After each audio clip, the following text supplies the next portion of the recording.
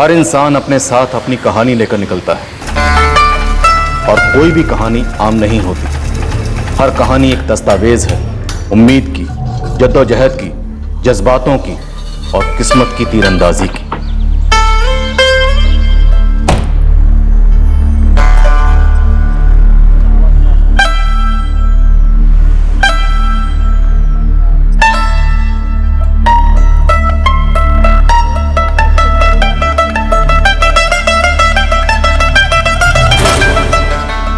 पर हम जिस कहानी को ढूंढने निकले थे वो कहानी खत्म हो चुकी थी। ये कहानी यहां ऐसे क्यों बिखरी पड़ी थी? ये कहानी इस जगह कैसे पहुंची? इस कहानी का हर पल, गुजरा कल गुमनामी के पन्नों में कैद था। इन्हें पढ़कर हमें पता लगाना था कि यह कहानी क्या थी और बेवक्त क्यों खत्म कर दी गई।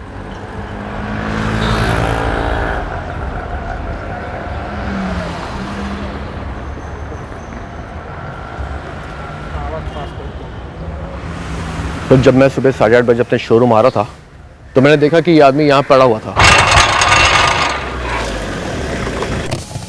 धीरज इधर आओ। जी साहब। एक आदमी शोरूम के बाहर पीकर गिरा पड़ा है और तुम यहाँ बैठे हो। सॉरी साहब, मैंने देखा नहीं, अभी भागा देता हूँ।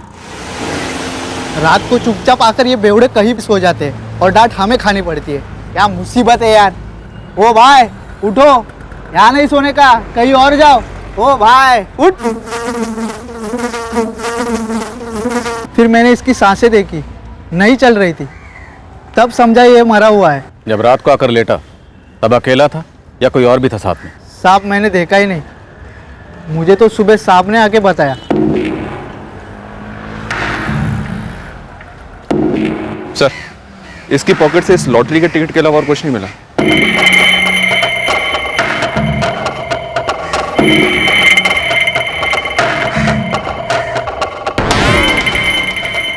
मारवार का तो कोई निशान नजर नहीं आ रहा। सर मुझे लगता है दारू वारू ज्यादा पीली होगी, शायद नींद में हार्ट अटैक आ गया होगा।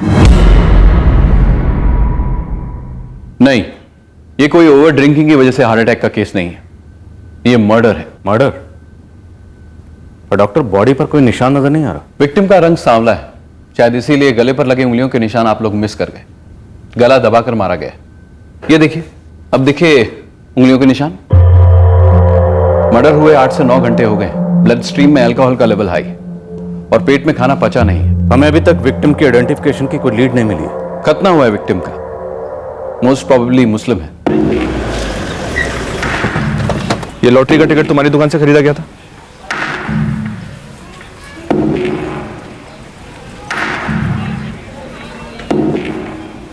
हो सर। इस बंदे की जेब से मिला है टिकट। इसका मर्डर हुआ है, जानते हो इसे?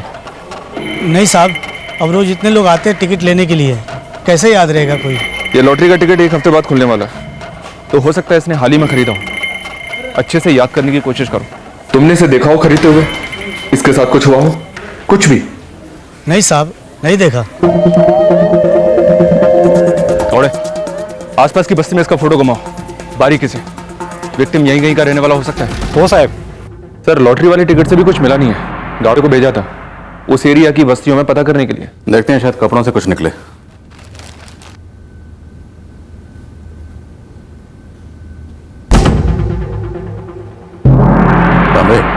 ये लेबल बंगाली में लिखा है ना? एम के होशियारी ढाका। ढाका मतलब बांग्लादेश? हाँ सर। सर अगर ये इलीगल तरीके से इंडिया आया होगा तो इसकी मिसिंग कंप्लेंट होना थोड़ा मुश्किल है। हो पंतांबे, मर्डर अपने एरिया में हुआ, इसलिए हमें पता लगाना ही होगा। साहब अपने ये वसई और मीरारू की तरफ काफी बड़ी बस्ती है इन लोगों की।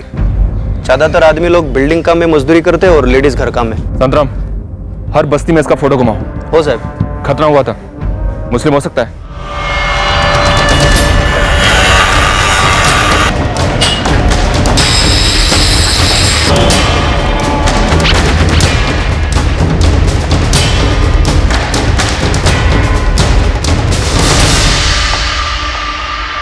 नहीं रे संतराम, मैं नहीं इसे जानता।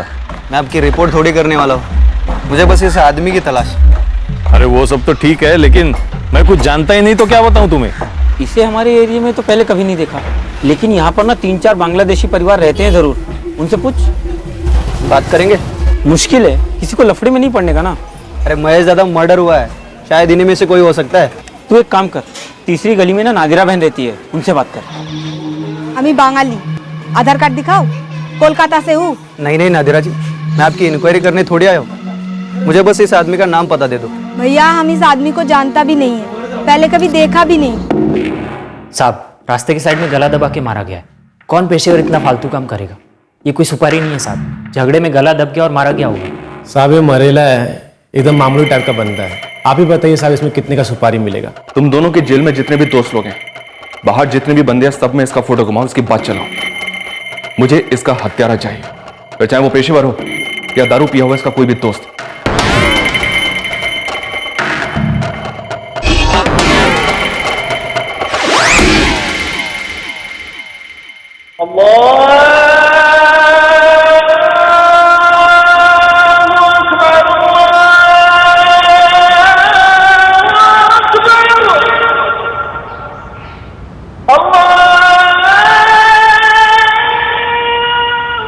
सब सोचा मुस्लिम है तो शायद नमाज पढ़ने जाता होगा, इसलिए सारी मस्जिदों में भी फोटो घुमाई, लेकिन वहां भी कुछ नहीं हाथ लगा। ऐसा कैसे हो सकता है संतराम? अरे कोई ना कोई तो उसे जानता ही होगा ना। और अगर जानता होगा तो भी मुंह नहीं खोल रहा होगा। हाँ, डरेंगे कि हम उन्हें पकड़कर डिपोर्ट कर देंगे। कोई भी इलीगल इमिग्रेंट्स इस तरह के लफड़े में नहीं पड़ना चाहेगा। हमने इसकी फोटो हर जायज वीजा वाले बांग्लादेशियों के इलाकों में और इमिग्रेशन ऑफिस के रिकॉर्ड से मैच की, लेकिन कुछ नहीं मिला। विक्टिम की बनियान पर ढाका का लेबल है। अब दो पॉसिबिलिटी, पहली ये कि शायद विक्टिम बांग्लादेशी था, या फिर यह हो सकता है कि विक्टिम ने शायद किसी दूसरे की बनियान पहनी थी जो बांग्लादेशी हो। यह भी हो सकता है कि विक्टिम ने उस रात अपने किसी दोस्त या साथी मजदूर की बनियान पहनी हो। सर अगर ऐसा है फिर कोई तो सामने आता। पिछले 7 दिनों से लोकल और स्टेट के हर अखबार में इसकी फोटो छप रही है। महाराष्ट्र के हर पुलिस थाने में इसकी डिटेल्स भेजी गई हैं, लेकिन अभी तक एक भी मिसिंग कंप्लेंट सामने नहीं आई है। सर एक सिंगल बंदा भी इसको आइडेंटिफाई करने के लिए सामने नहीं आया। कहानी अब भी गुमनामी के पन्नों में कैद थी। एक पूरा हफ्ता इलाके का चप्पा चप्पा छान मारने के बाद भी एक पत्ता नहीं पलटा, और विक्टिम के साथ साथ वो गुमनाम कहानी भी अब दफन होने जा रही थी। हमें लगने लगा था कि ये केस भी उन अनसुलझे केसेस की कोठरी में जाएगा जहां कोई भी इन्वेस्टिगेटिंग ऑफिसर खुशी खुशी दाखिल नहीं होगा। हमारे अलावा कुछ और लोग भी थे जो ये मानते थे कि इस गुमनाम आदमी की कहानी अब कभी बयान नहीं होगी। कुछ यहां हिंदुस्तान में थे जहां इस कत्ल का मकसद और कातिल की पहचान धुंध में थी, और कुछ ढाका बांग्लादेश में जहां से शायद विक्टिम बिलोंग करता था। हम विक्टिम की पहचान नहीं कर पाए, लेकिन शायद मरने वाले की किस्मत में लिखा था कि उसकी कहानी अनकही ना रहे। बीएस मार्ग पुलिस थाना, सब इंस्पेक्टर दिलीप तांबे। पीएसआई योगेश यादव बोलते हैं, अंदरिश पुलिस स्टेशन से। 2 हफ्ते पहले एक फोटो आई थी तुम्हारे थाने से। उसकी बॉडी को परसों ही दफन किया है, पर हुआ क्या? कुछ पता चला है क्या उसके बारे में? हाँ, हमारे थाने के एक रिटायर्ड एएसआई हैं, मंगेश शिंदे। वो मेरे सामने ही है, वो जानते हैं उस आदमी को। क्या शिंदे साहब, क्या बोलते हैं रिटायर्ड लाइफ? क्या बोलना, एक रेट लगा रखी है, रिटायर्ड होने का नहीं था। चांगला है शिंदे साहब, ये वर्दी हमेशा यंग रखती है। वो क्राइम पेट्रोल वाले बोलते हैं ना, सतर्क, हमेशा सतर्क रखती है। पण हाँ, फोटो कोणाचा आहे का सर? हाँ फोटो। मर्डर केस है क्या? वैसे ही मैं 2 हफ्ते पहले बॉडी मिली थी। कुछ जानते हैं इस केस के बारे में? इस केस के बारे में तो कुछ मालूम नहीं, पर इस आदमी को मैं पक्का जानता हूँ। कौन है ये बांग्लादेश से। इसने एक डायलॉग बोला था मेरे को, तुम सब लोग पैसा देकर तार फान कर वहां से यहाँ मुंबई तक आता है, गैर कानूनी है ये, मालूम है ना? मालूम है साहब। तो फिर इतना बड़ा रिस्क उठाकर यहाँ आते क्यों? कि कुर्बो साहब, पेट के लिए करना पड़ता है। हम गलत तरीके से आया जरूर है, लेकिन कोई गलत काम नहीं करता है। मेहनत का कमाई घर भेजता है। कभी सोचा नहीं कि पकड़े जाओगे, जेल होगी, वापस जाना पड़ेगा? अरे मैं एवढी सगळी मेहनत बेकार ना? जब तकदीर बेकार होता है तभी मेहनत बेकार होता है। तकदीर हमारे हाथ में नहीं है, लेकिन मेहनत तो हमारे हाथ में है। और साहब, जब घर में छोटा बच्चा भूख से रोता है और बूढ़े माँ बाप दर्द से, तो आदमी बॉर्डर का तार क्या, 7 समंदर पार करके अमेरिका भी काम की तलाश करेगा। जब बच्चे घर में भूख से रोते हैं या माँ बाप दर्द से, तो आदमी 7 समंदर तैर कर अमेरिका जाकर भी काम की तलाश करेगा। ये उसके शब्द थे। वो चारों गैर कानूनी तरीके से इंडिया में और फिर अपने मुंबई में घुसे थे। मुझे टिप ऑफ मिली थी, इसलिए उठा लिया था उसको। लेकिन डेयरिंग वाला था आदमी, उसका नाम आज भी नहीं भूला मैं, वजीर सिद्दीकी। कब की बात है शिंदे साहब? 6 साल हो गए। केस पेपर की एक कॉपी अपने पुलिस स्टेशन में भी है जादव सर। चारों की सेशन कोर्ट पे पेशी हुई थी। जज साहब ने कड़ी वार्निंग देकर डिपोर्टेशन का ऑर्डर दे दिया। 2010 में? होए। वैसे वजीर सिद्दीकी एक सीधे वाले टाइप का इंसान लगा था। हिस्ट्री विस्ट्री भी नहीं थी उसके क्राइम की कोई। फिर से बॉर्डर क्रॉस करके यहाँ आया और इस बार मारा गया। चलो, कम से कम इस बंदे की पहचान तो हुई, वजीर सिद्दीकी। एफआईआर में बांग्लादेश का एड्रेस भी है, वहां पर उसकी फैमिली होगी और हम पता कर सकते हैं कि शायद उसे पहचानने वाला कोई वहां पर हो। सर, ये वजीर सिद्दीकी इलीगल तरीके से आया था, तो शायद वहां की पुलिस और इमिग्रेशन डिपार्टमेंट इस मामले में हमारी ज्यादा हेल्प ना कर पाए, इसलिए हमें अपने तरीके से ही पता करना होगा। तांबे, जो भी लगे करो, हमें इस आदमी के मर्डर के केस को हल करना ही होगा। चलो, यहाँ का नहीं था, वहां का था, जो भी था तो इंसान ही।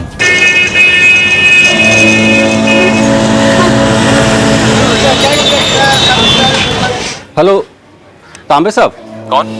हम गौतम सेन बोल रहे हैं साहब। वो हमारा दोस्त संतराम खोपड़ी है ना, वो बोला आपको फोन करने को। संतराम बोला तेरा बांग्लादेश में कोई कांटेक्ट है? हाँ है तो साहब। क्या काम है? एक बंदा था वजीर सिद्दीकी, 2010 में तार फांद के घुसा, मुंबई में आया काम करने के लिए। अब हमारे एरिया में उसका मर्डर हो गया। गौतम, बांग्लादेश में इसकी फैमिली भी है। इस बंदे का एड्रेस और फोटोग्राफ दोनों भेज रहा हूं। भेज दीजिए, हम पता करता है कौन पार लगाया इस बोजी सिद्दीकी को।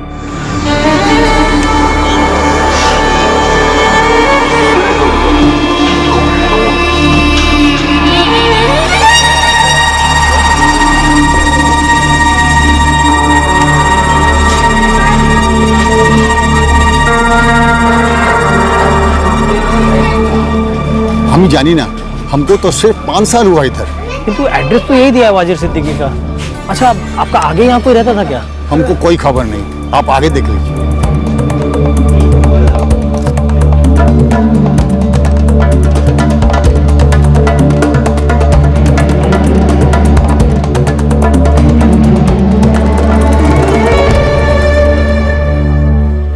ये तो वाजिर है, वाजिर सिद्दीकी। हाँ बीबी, वाजिर सिद्दीकी। ये क्या मर गया? इसका खून हो गया हिंदुस्तान, मुंबई में। हाय अल्लाह। और इसका इधर का एड्रेस पे कोई और ही रहता है। पर उसके अम्मी अब्बू तो पहले रहते था वहाँ, अब पता नहीं कहाँ चला गया। बीबी, आप किसी को जानता है जो वो लोग का पता जानता होगा? आप तो बहुत साल से इधर रहता है। सरफरोज, उससे मिलो। ऐसा कोई नहीं है मोहल्ले में जिससे वो जानता ना हो। अरे तो हमें शिनी, 1 साल पहले मैं वजीर हमारे यहाँ पर पासपोर्ट बनवाने के लिए आया था। हमने कागजात लेके आने के लिए बोला इसको, लेकिन उसका बाद में दोबारा फिर कभी नहीं आया। सरफरोज भाई, आपके पास इसका एड्रेस है क्या? अब इसका बाड़ी का एड्रेस तो हमको नहीं पता, लेकिन हाँ, इसका एक छोटा भाई है अल्ताफ। वो जो नदी है उसका गोदी में वो फल बेचता है।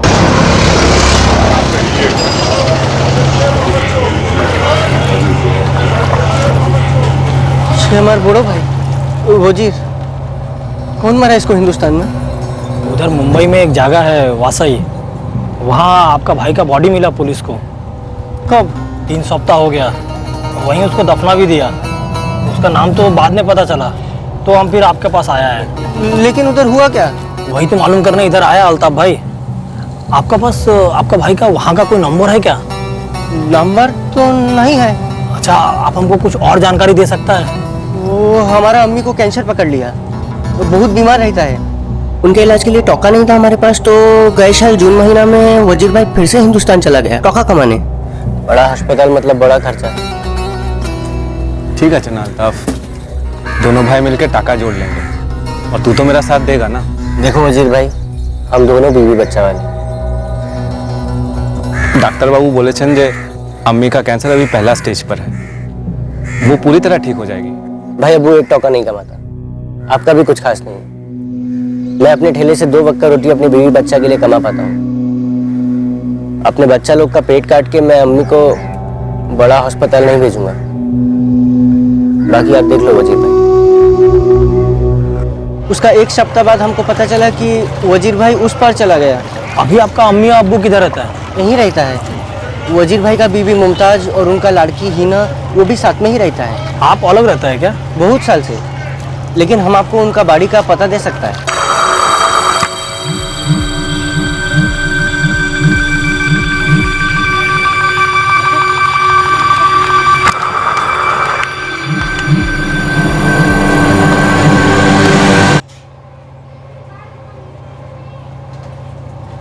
ऐसा कैसे हो सकता है? কেন? দেখি वजीर नहीं? यही तो हमारे बड़ू छेले वजीर ही है। কিন্তু আব্বু এই বলছে কি 3 সপ্তাহ আগে হয়েছে। हम कुछ नहीं बोल रहा है, ये तो हिंदुस्तान का पुलिस बोल रहा है। लेकिन 1 সপ্তাহ আগে আমার কথা হয়েছিল। फिर किसकी तस्वीर लेकर आए हो बाबा तुम्ही? ताकि वजीर কেন বলছো?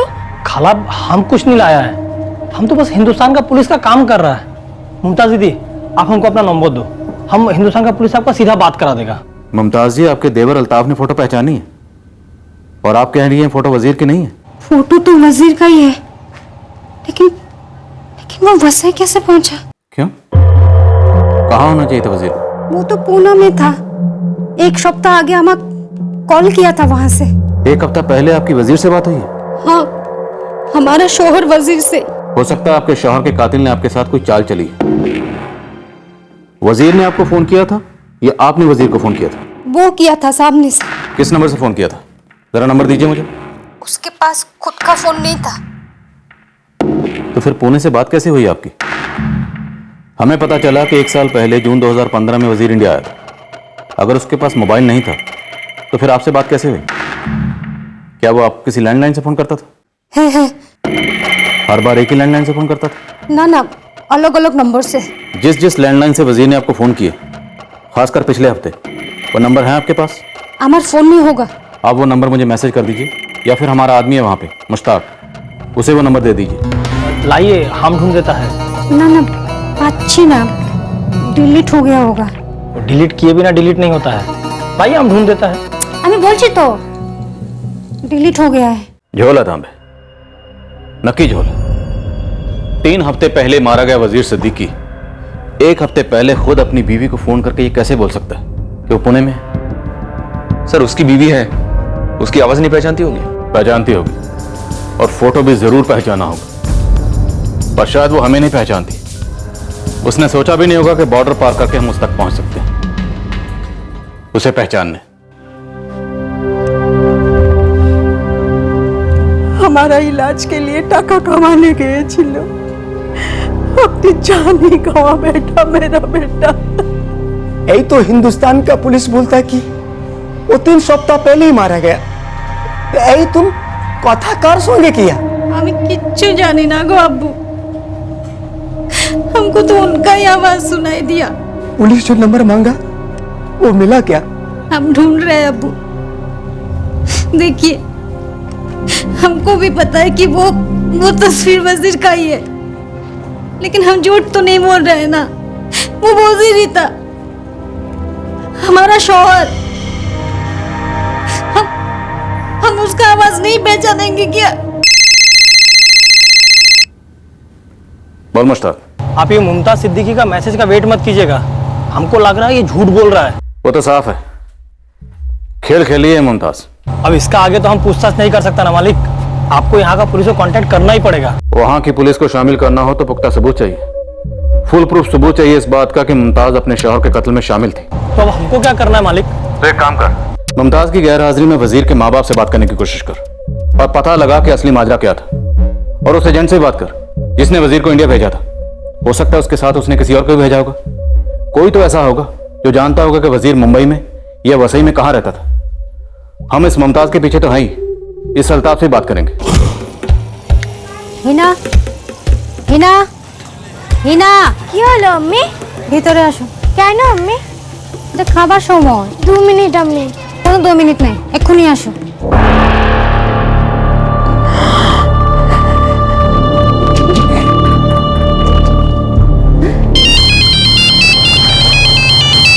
देखो हमको बार बार फोन करके तंग मत करो। वैसे भी वजीर भाई से हमारा कोई खास मिलना जुलना नहीं था। पर अल्ताफ वजीर था तो तुम्हारा ही भाई ना, जिसका मर्डर हुआ है। बस थोड़ी सी जानकारी चाहिए। 10 साल पहले हम अपना परिवार से अलग हो गया था। आपको उसका नंबर चाहिए ना हिंदुस्तान का, आप उसका वो बीवी मुमताज को क्यों नहीं पूछता? मुमताज नंबर नहीं दे रही है, वो खुद का फोन ऑफ करके बैठी है।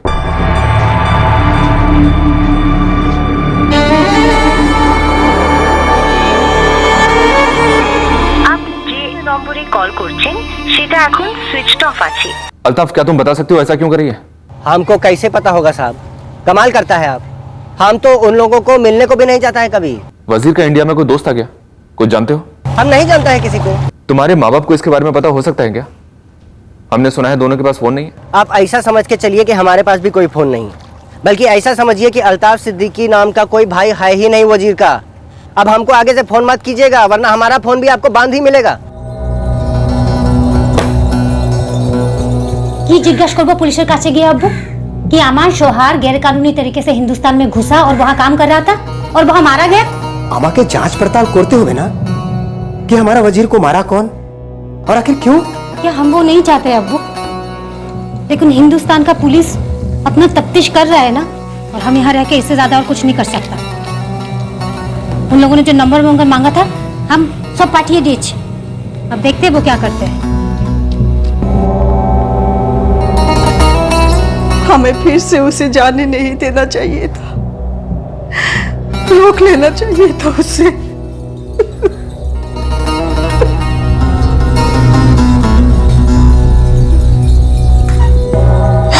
झूठ बोल रही है हमसे। सर, ये वजीर के भाई अल्ताफ और बीवी मुमताज की मिली जुली साजिश हो सकती है, या फिर दोनों में से किसी एक की। वहां बैठकर यहां किसी से वजीर का मर्डर करवा दिया होगा। तांबे कातिल कहीं का भी हो सकता है, यहां का भी और वहां का भी। यह भी हो सकता है कि वहां से आया, ये सारा कांड किया और वापस लौट गया। जो भी हो, कातिल कहीं का भी हो, लेकिन क्राइम हमारे एरिया में हुआ, इसलिए हमें इस कातिल को जल्द से जल्द पकड़ना। सर, अल्ताफ और मुमताज के कॉल रिकॉर्ड्स निकलवाने के लिए हमें डिप्लोमेटिक चैनल के थ्रू जाना होगा, जो कि टाइम टेकिंग है।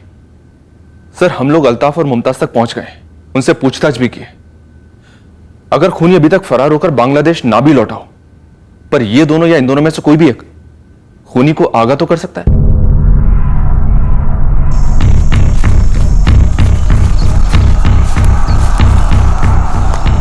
अगर मुजरिम सरहद के उस पार से था और कत्ल करने के बाद वापस लौट गया था, तो इसका मतलब था कि यह केस हल होना अब दुगना या शायद चौगुना मुश्किल हो गया था।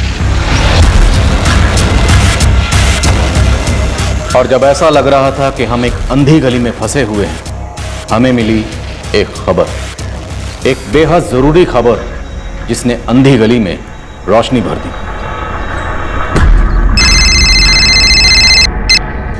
नमस्कार मालिक, प्रथम कथा ये मुमताज और उसका देवर अल्ताफ का बीच में कोई कनेक्शन नहीं, एकदम पक्का खबर है।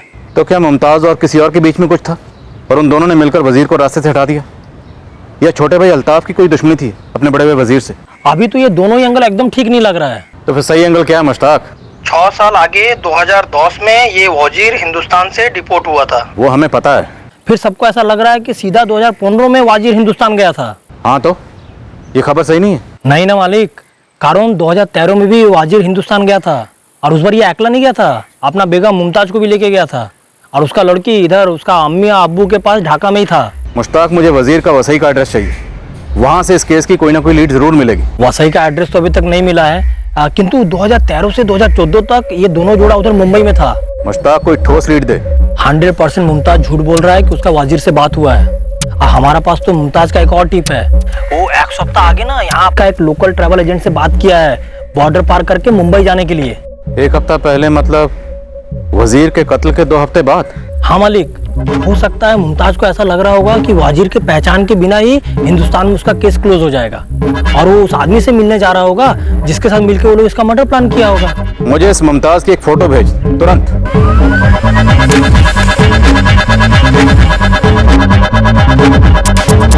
हमें वजीर की आइडेंटिटी बाई चांस मिली, कोई भी इसे आइडेंटिफाई करने को तैयार नहीं था। तो जाहिर सा सवाल है, जब सब वजीर को पहचानने से इनकार कर रहे थे, तो 2013 से लेकर 2014 तक 1 साल तक यहां रही वजीर की बीवी मुमताज को कोई क्यों पहचानेगा? खबरों के हिसाब से ऐसी कई बांग्लादेशी औरतें हैं जो बिना कागजात के आती हैं, लोगों के घरों में काम करती हैं।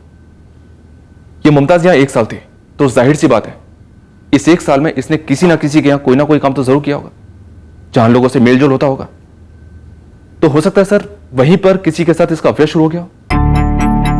ये मुमताज गेम की कैप्टन थी या प्लेयर, ये अभी तक क्लियर नहीं है संतराम, लेकिन इतना पक्का है कि ये खेली जरूर थी और अब भी खेल रही है। मैं कुछ लड़कियों को जानता हूँ जो यहाँ बिना कागजात के, उन सबसे बात करता हूँ। और देख, हमें यह भी पता करना है कि ये मुमताज अभी अगर बांग्लादेश से एजेंट के थ्रू रिस्क लेकर तार फांद के मुंबई अकेली आ रही है, तो वो किससे मिलने के लिए आ रही है? शायद वही वजीर का कातिल हो सकता है।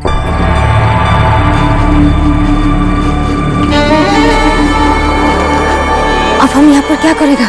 कुछ मत कर, हमने सोचा ही नहीं था कि वजीर की पहचान होगी।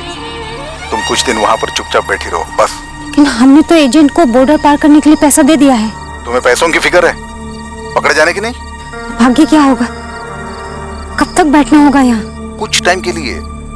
देखो, मुंबई पुलिस तुम तक पहुंची जरूर है, लेकिन तुम्हारे खिलाफ उनके पास कुछ नहीं है, समझी तुम? बाल बाका नहीं कर सकेंगे ये लोग, बस टाइम जाने दो थोड़ा सा।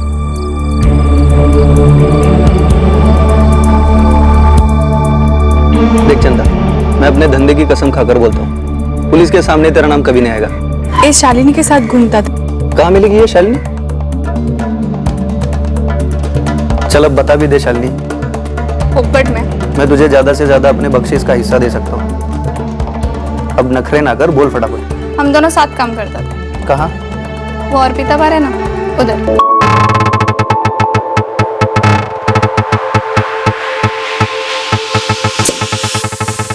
जब भी हम उधर काम करता था वो भी उधर ही था, मुमताज सिद्दीकी। इसके पति वजीर को जानती थी तू? कभी मिला तो नहीं, 2-4 बार उसका मुझसे उसका नाम सुना था। इस मुमताज का किसी के साथ लफड़ा था? लफड़ा वफड़ा मालूम नहीं अपने को, किंतु एक कस्टमर था एकदम उसके पीछे लट्टू।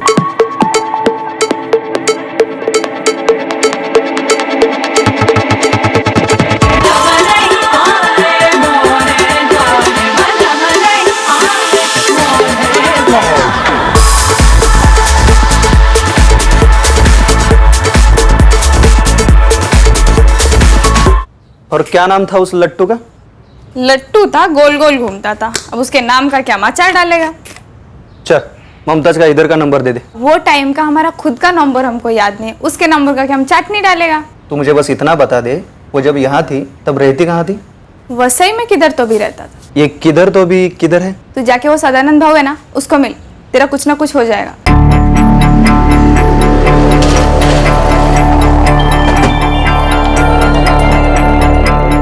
मुमताज सिद्दीकी? हाँ सर, कुछ साल पहले यहाँ सर्विस करती थी। सदानंद, इस लड़की का एक खास कस्टमर हुआ करता था। ऐसा? कौन था सर? अबे मैं तुझे पूछ रहा हूँ, कौन था वो खास? सर 2013-14 में यहाँ पर थी। इस मुमताज के बारे में इससे ज्यादा मैं कुछ नहीं जानता। इसकी पूरी कहानी हमें चाहिए, पूरी कहानी। वो खास कस्टमर कौन था, ये यहाँ कैसे पहुंची, सब कुछ। सर तालाब के पास एक पंटर रहता है, शाहजाद। वो इस मुमताज को मेरे पास लेकर आया था, बोला इसे काम दो, बेचारी है। नहीं साहब, अपन तो इधर ही औरंगाबाद का रहने वाला है। अपना पासपोर्ट, आधार कार्ड सब इधर का ही है। इस मुमताज सिद्दीकी को सदानंद शेट्टी के इधर काम पर लगाया तूने, लेकिन इसके पति वजीर की फोटो तक नहीं पहचानी। पहचानेगा कैसे साहब? अपन मुमताज के कसम से कभी मिला ही नहीं ना। तो मुमताज खुद चलकर तेरे पास आई थी कि दादा मुझे काम दिला दो। ऐसा कुछ नहीं है साहब, मुमताज को मेरे पास वो नदीम लेकर आया था, नदीम कुरैशी। और साहब वो बांग्लादेश का है। नंबर और एड्रेस?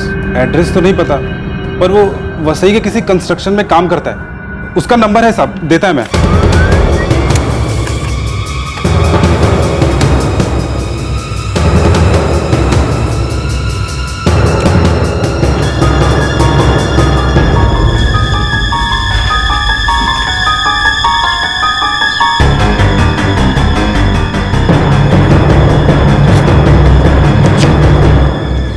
सुनिए, नदीम कुरैशी यही रहते हैं? हाँ, इधर ही रहता है। यही है नदीम कुरैशी? हाँ, यही है। पुलिस इसे ढूंढ रही है, कहाँ मिलेगा ये? हाईवे से लग के जो बड़ी बिल्डिंग बन रही है ना, उधर ही मजदूरी करता है, वहीं मिलेगा।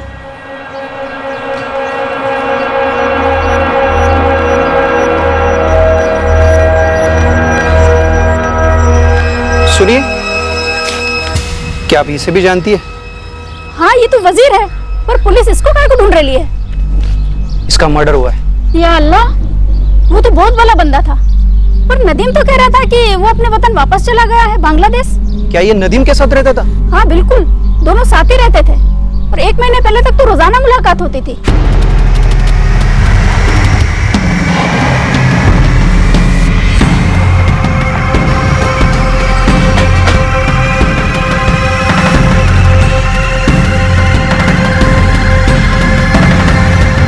नदीम कुरैशी,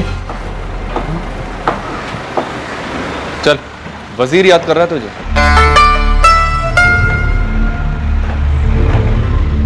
सौ टका हमारे कांस्टेबल और खबरिया ने तुझे भी ये फोटो दिखाई होगी, पर तब तू पहचान के लिए सामने नहीं आया।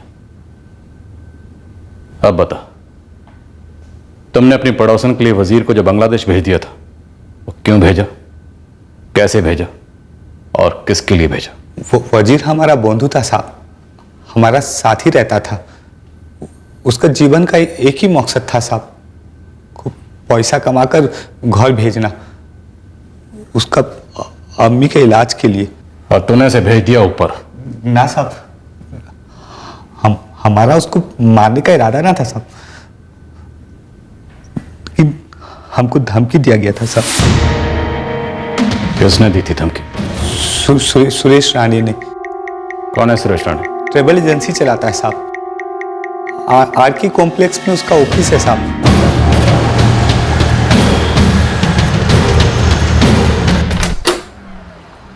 सुरेश राणे, उल्टी गिनती शुरू तेरी, टाइम खत्म।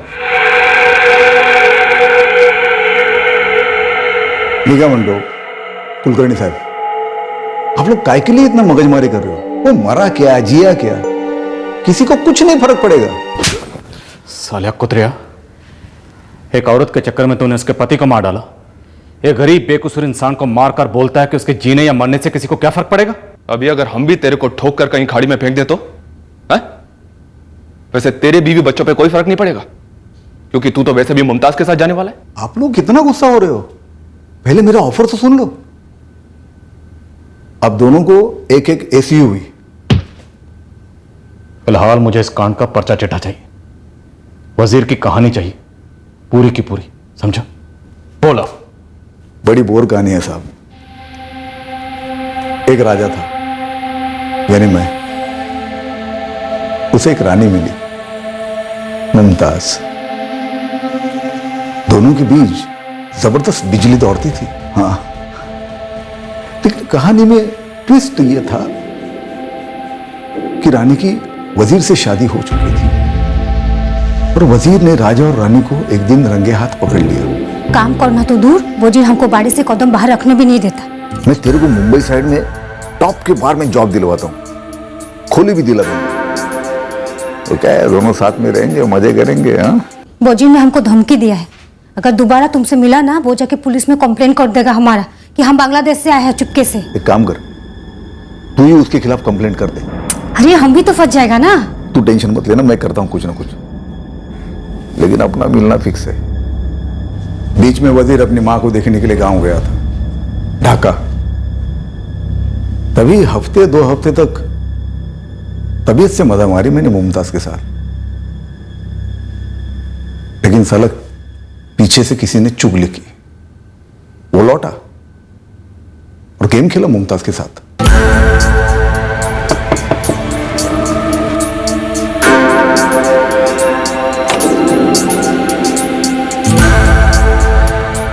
ये बार उसका अब्बू बीमार पड़ा है, 1 महीने के लिए गया है वो। उसका अब्बू पूरा 3 महीने तक बीमार पड़ा रहे, और ये तेरा चिपकू उधर ही पड़ा रहे। चल बैग पैक कर, तेरा लोनावला चलते। सब पड़ोसी नजर रखता है हमारे ऊपर, उसके पीछे से उसको फोन करता है।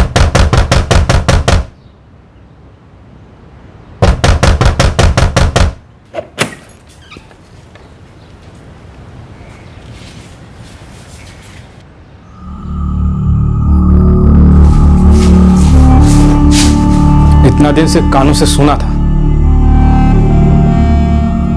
आज देख भी लिया। बैठ के बात करते हैं, कुछ एडजस्टमेंट करते हैं ना। सब लोग खुश रहेंगे। हाँ करते हैं ना। तुम अभी अपना बीबी को फोन करके बुलाएगा ना इधर सुरेश? क्या बोलते रे? औकात में रहे। तुम्हारा बीबी का नाम लिया तो औकात, हमारा कोई औकात नहीं है ना। साले बिना कागज के घुसा है तू। पुलिस में फोन मारूंगा ना तो मुंबई तो क्या पूरे इंडिया में तेरी एंट्री बंद हो जाएगी, समझा ना? अच्छा है ना, तो चलो पुलिस स्टेशन चलता है हम तुम्हारे साथ। क्या करेगा? हाँ वापस भेज देगा ना हमको इसके साथ। अच्छा है, हम वापस नहीं लौटेगा कभी और तुमको भी मुंह मारने का मौका नहीं मिलेगा। उसका बाप बीमार था ही नहीं, यही पास वाले लॉज में छुप के बैठा था हम दोनों को पकड़ने के लिए। फिर क्या साहब, बोरिया बिस्तर बांधकर वापस चला गया मुमताज को लेकर। और फिर अकेला लौटा? हाँ, मुमताज को वापस आना चाहिए था। मेरा दिल आ गया था उस पर, असली वाला लव। लेकिन ये उसको वही छोड़कर आया। 2 मास में वजीर वापस आ रहा है, वैसे भी हम उसको झेल नहीं पा रहा है। तो सब कुछ छोड़ छाड़ के तू आ जाना इधर। देख, तू अकेले बॉर्डर पार कर सकती है ना? ना वजीर हमको छोड़ेगा नहीं। तो हम कैसे मिलेंगे? जब तक वजीर जिंदा है हमारा किच्छु हो बिना। तुम उसे मार दो सुरेश। क्या बोला? जो तुम सुना, वजीर को वहां मुंबई में ही मार डालो। उसके बाद हम वहां आएगी, तुम हमारे साथ रहना। एक काम कर, तू उसको उधर ही बांग्लादेश में खलास कर दे और अकेले आ जाए इधर। ना वजीर को हम इधर मारेगा तो बहुत बड़ा बवाल हो जाएगा। वजीर उधर मरेगा तो कोई तफ्तीश भी नहीं होगी। लावारिस समझ के उसे वहां दफन कर देंगे। मर्डर वर्डर मेरे से नहीं होगा। तू आ जा ना, तेरे को अच्छे से पाल के रख सकता हूं मैं। आ जा तू। तुमको हम चाहिए तो करना पड़ेगा। विश्वास करो अमार, किच्छु हो भी ना, किसी को कुछ पता नहीं चलेगा। लेकिन मुमताज, मैं वजीर से मिलूंगा कैसे? वो तो मेरे नाम से भी चिढ़ता है। वजीर नदीम के साथ रहता है वहाँ, उसका दोस्त है। नदीम भी हमारे यहाँ बांग्लादेश से है। उसको डरा दो कि अगर वो साथ नहीं देगा तो उसका पुलिस कंप्लेन हो जाएगा। हमसे आई गुनाहगार मत करवाओ से। अभी नौटंकी मत कर, समझा ना?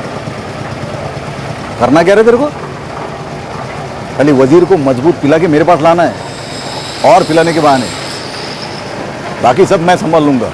कल रात को 11 बजे ठीक मिलना वजीर के साथ में। उसको इतनी दारू पिलाना कि अपने पैरों पे खड़ा नहीं हो पाए।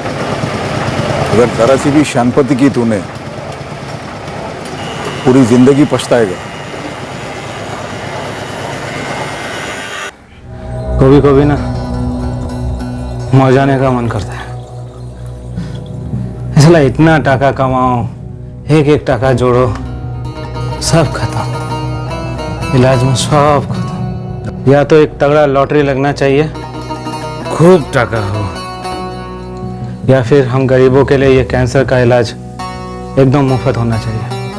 और वो है हमारा भाई अल्ताफ, 1 टाका नहीं देता है घर में, पता है? 1 টাকা। এই নদীম, আমি কখন থেকে বক বক করে যাচ্ছি, তুই চুপচাপ বসে আছিস, কি হয়েছে? মদ শেষ হয়ে গেছে, চল নিয়ে আসি।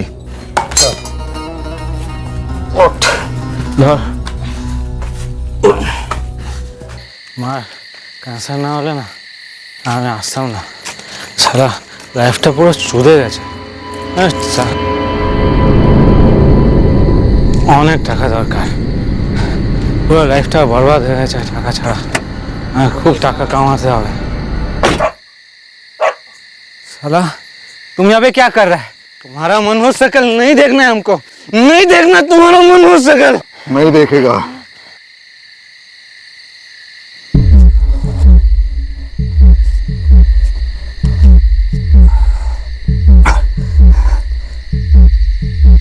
ये ले, ये सब तेरा, रख ले, चल। यही कहानी है साहब। सर मैं क्या बोल दो, वो नदीम को वापस भेजना है तो भेज दो ना। इस मामले को यही निपटा देते हैं। आता हा मामला नक्की सेटल होणार, पण बारमध्ये नहीं, कोर्टामध्ये। हम कोर्ट में तुम्हारी फांसी की डिमांड करें। आपको मालूम है ना, ये सारा प्लानिंग मुमताज का था। अरे मैं तो दिल्ली के चक्कर में अंधा हो गया था। अब मैं एकदम सीधा आदमी हूं, फैमिली वाला, बाल बच्चे हैं मेरे। वजीर भी बाल बच्चे वाला था, माँ बाप वाला भी। साहब भाई का कि साहब मुमताज आपके हाथ में नहीं आने वाले साहब। साहब साहब उसके चक्कर में मेरे जिंदगी का भाजीपाला क्यों कर रहे हैं आप साहब?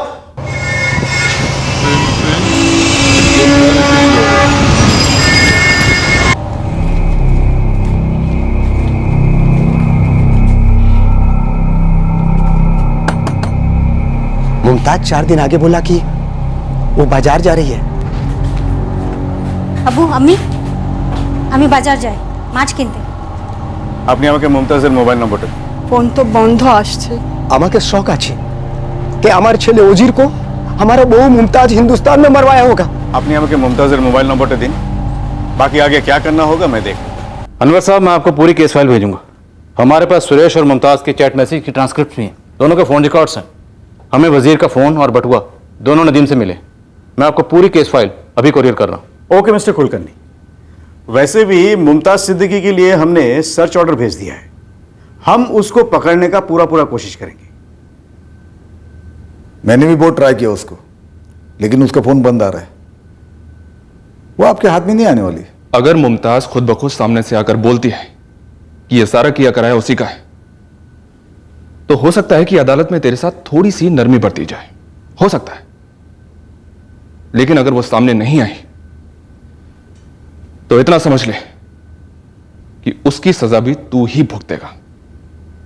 मैं? निकाल दो, जड़ वो थी, सारा प्लानिंग उसका था, मैंने तो सिर्फ अंजाम दिया है ना। और ये नदीम, ये तो फुकट में फंस गया ना साहब। हमारी फैमिली की वाट मत लगाओ साहब, आपका हाथ जोड़ता हूं, चाहिए तो आपके पैर पड़ता हूं, मामला यही खत्म कर दो, सेटलमेंट कीजिए ना। आप जो बोलो वो, आप फ्लैट बोलो, फ्लैट। सर, पूरे बॉर्डर के पुलिस स्टेशंस में इस मुमताज सिद्दीकी की डिटेल्स और फोटोग्राफ्स भेज दिए गए। बीएसएफ भी अलर्ट पर है, जैसे ही मुमताज सिद्दीकी बॉर्डर में घुसेगी धर ली जाएगी। देखते हैं आखिर कब तक और कहां तक भागेगी ये मुमताज सिद्दीकी। वजीर सिद्दीकी की कहानी ना अनकही रही ना अनसुनी। हाँ, मुमताज अब भी हमारी गिरफ्त के बाहर है। मुमताज भी एक न एक दिन पकड़ी जाएगी और इस कहानी को एक क्लोजर मिलेगा जरूर। 58 वर्षीय सुमन जाधव के पति रमन जाधव 3 साल पहले चल बसे। तब से सुमन जाधव ज्यादातर घर पर ही रहती हैं। उनका बेटा रवि जाधव, जो ओवरसीज जॉब पर था, 3 साल पहले पुणे शिफ्ट हुआ है अपनी मां के साथ रहने और पुणे के एक बैंक में जॉब कर रहा है। सुमन की बेटी मनीषा पाटिल की 2 साल पहले शादी हुई और वो नागपुर में अपने पति रमेश पाटिल के साथ रहती है। इतना का सुसाइड नोट पढ़ूंगा ना। सुमन अपना अधिकतम समय पूजा पाठ, घर काम और टीवी देखने में बिताती हैं।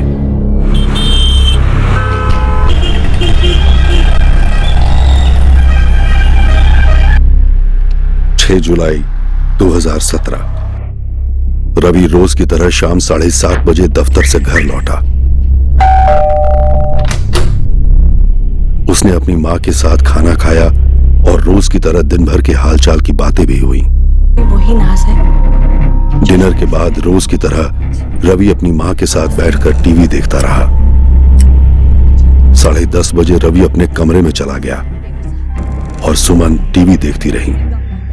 अगले दिन सुबह 7 जुलाई 2017 को सुमन के बेडरूम में सुमन की लाश पाई गई।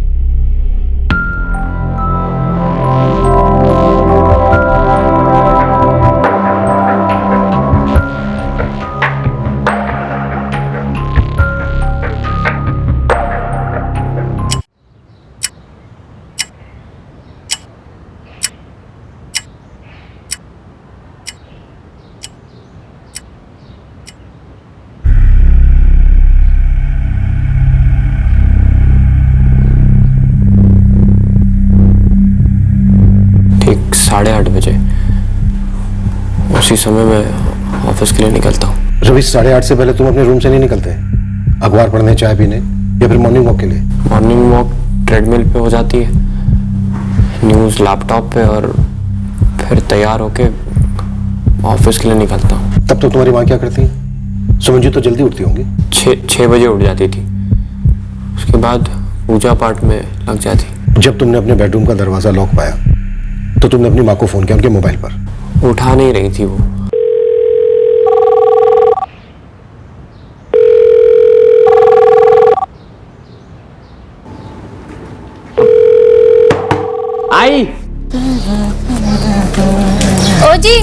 हाँ आपका फोन है। हेलो हेलो कमल, मैं 201 से रवि यादव बोल रहा हूँ। कहाँ है तू? मैं तो घर पे हूँ, तैयार हो रहा हूँ, बस 10 मिनट में हाजिर हो जाऊंगा ड्यूटी पर। यहाँ कुछ अजीब हो रहा है, मतलब मेरे रूम की कुंडी बाहर से बंद है। मैं आई को फोन लगा रहा हूँ, आवाज दे रहा हूँ, पर किसी भी चीज का जवाब नहीं आ रहा है। मैं पहुंचता हूँ 2 मिनट में। सुन ना, मेरे बेडरूम की बैल्कनी के नीचे आजा, मैं वहां पे तुझे घर की चाबी फेंकता हूँ।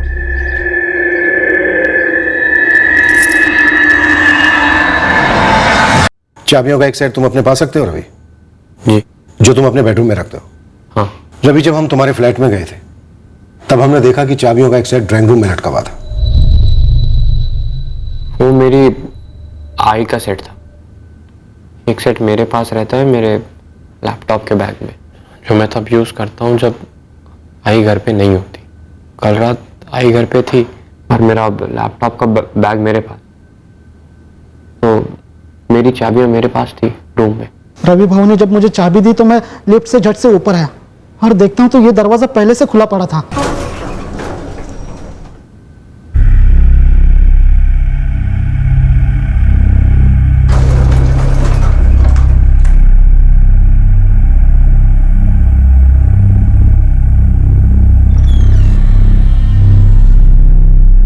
सुमन माँ जी,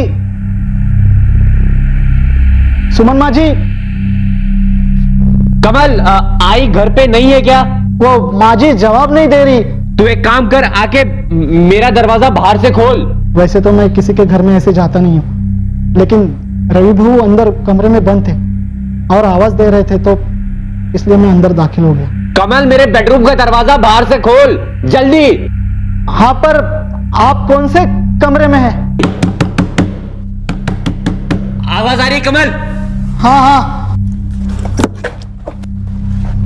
रवि भाऊ, वो आपके घर का दरवाजा पहले से खुला है। मेरे रूम का दरवाजा बाहर से बंद, घर का दरवाजा खुला। समझ नहीं आ रहा था क्या हो रहा है।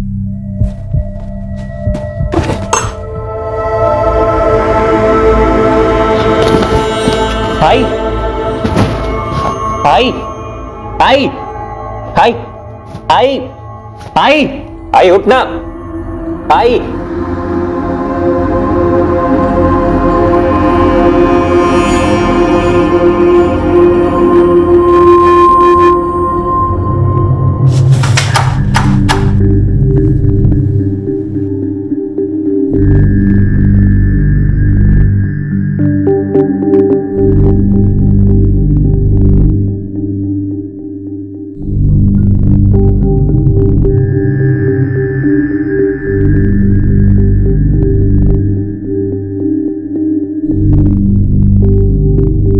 रवि, अपनी माँ की अलमारियां चेक कर लो। वैसे हमें लगता तो नहीं है कि किसी चीज को हाथ लगाया गया है, फिर भी अगर कोई कीमती चीज मिसिंग है तो तुम ही बता सकते हो। लॉकर भी।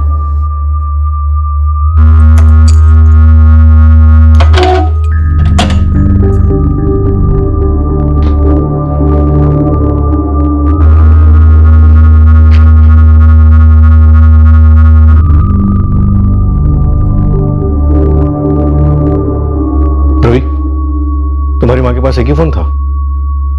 जी सर, ऐसा लग तो नहीं रहा कि कुछ चोरी हुआ है, और मेन डोर अंदर से खोला गया है, कोई बाहर से तोड़कर अंदर नहीं आया है। फोर्स एंट्री का कोई भी निशान नहीं है। जी नहीं, हमारे यहाँ कोई मेहमान नहीं आने वाला था। रवि, कुछ बाहर से ऑर्डर किया था? खाना, दवाइयाँ या ऑनलाइन कोई चीज? मैं अकेला वॉचमैन हूँ इस बिल्डिंग का, यही पंप रूम के बाजू वाली खोली में रहता हूँ घरवाली के साथ। लेकिन कल रात को कोई नहीं आया था सब 201 में जाने के लिए। आप दोनों सुमन यादव के पड़ोसी हैं। कल रात आप लोगों ने कोई अजीब आवाज नहीं सुनी? नहीं सर, कोई अजीब आवाज नहीं सुनाई दी सर। शालिनी जी, आपके यहाँ रोजाना दूध वाला, अंडे वाला, पेपर वाला, ये सब लोग आते होंगे? जी बिल्कुल आते हैं सर, सब आते हैं। और ज्यादा फैमिली में? एक नौकरानी तक नहीं, सब काम खुद सुमन जी करती थी। एक किस्म की परफेक्शनिस्ट थी आई, उन्हें हर काम परफेक्ट चाहिए था, इसीलिए घर के नौकरों पे भरोसा नहीं करती थी। दूध तो एक ऐसी चीज है, पूरी दुनिया घर पर ही मंगवाती है। दुनिया से थोड़ी अलग थी मेरी आई। डेयरी पर जाना, सही बैच का पैकेट लेना, डेट चेक करना सब मायने रखता था उनके लिए। बैरागी तो नहीं, लेकिन एक तरीके से सुमन जी को एकांत पसंद था। ना किसी से कोई बातचीत, ना किसी से कुछ लेना देना, अपने में ही रहती थी वो। हमारी कॉलोनी की एनुअल डे में भी नहीं आती थी, घर में ही रहती थी सर। सुमन जी का बेटा रवि भी कुछ ऐसा ही है सर, सिर्फ काम पर आना जाना, किसी ने हेलो बोल दिया तो जवाब में सर हिला देगा, वरना नहीं। माँ बेटे के बीच आपस में कोई अनबन, प्रॉपर्टी का कोई चक्कर, या रवि की कोई गर्लफ्रेंड? सर अभी उनके पर्सनल लाइफ के बारे में हम थोड़ी ना कुछ बोल सकते हैं। घर से भी कभी कोई झगड़े की आवाज नहीं सुनाई दी, लेकिन सर धीमी आवाज में भी तो लोग लड़ सकते हैं ना। रवि, तुम गहरी नींद सोते हो? नहीं, ज्यादा हैवी नहीं। तुमने कहा कि तुम अपने बेडरूम का दरवाजा अंदर से बंद नहीं करते। आधा बंद करता। आई देर रात तक बाहर टीवी देखती थी तो कई बार टीवी से डिस्टर्ब होता था। लेकिन रवि, तुम्हारे बेडरूम का दरवाजा पूरा बंद किया गया, बाहर से कुंडी लगाई गई, तुमने कुछ नहीं सुना? नहीं। तुम्हारी माँ को गला दबाकर मार डाला गया, स्ट्रगल हुआ होगा, आवाजें भी हुई होंगी शायद। मैंने तो नहीं सुनी सर। और तुम हैवी नहीं सोते। रवि, तुम्हारी सिस्टर मनीषा पाटिल नागपुर से कब तक आ रही है? आज शाम या कल सुबह तक आ जाएंगे। यहाँ कोई तुम्हारा रिश्तेदार या दोस्त है जहां तुम 2-4 दिन रुक सकते हो? क्यों सर? हमें तुम्हारा घर सील करना होगा, फॉरेंसिक डिपार्टमेंट को हैंडओवर करना होगा।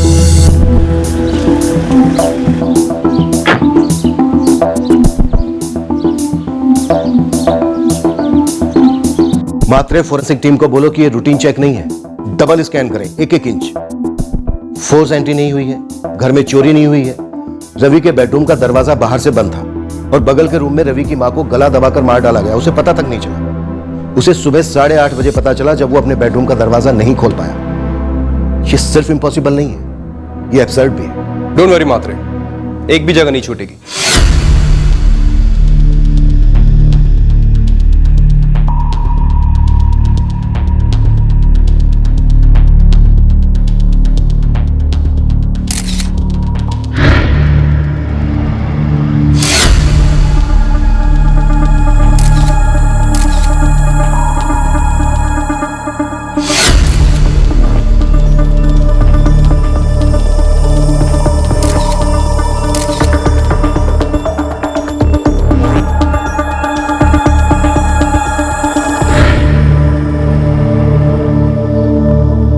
रात के 12:30 से 1:30 बजे के बीच में मर्डर हुआ है। विक्टिम का गला दबाया गया था, दम घुटने से मौत हुई है।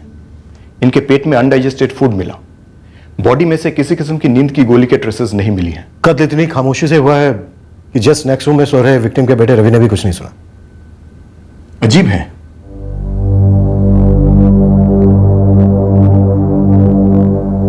डॉक्टर, कलाइयों पर ये निशान? ये स्ट्रगल के मार्क्स नहीं है, ये बैंगल्स के निशान है। ये आपको ऐसे मार्क्स इनके गले पर भी मिलेंगे, चेन या मंगलसूत्र का होगा। लेकिन डॉक्टर, लाश पर से हमें ना तो कोई बैंगल्स मिले हैं और ना ही गले की चेन। किलर ने चुराए होंगे, मर्डर का भी शायद यही मोटिव होगा।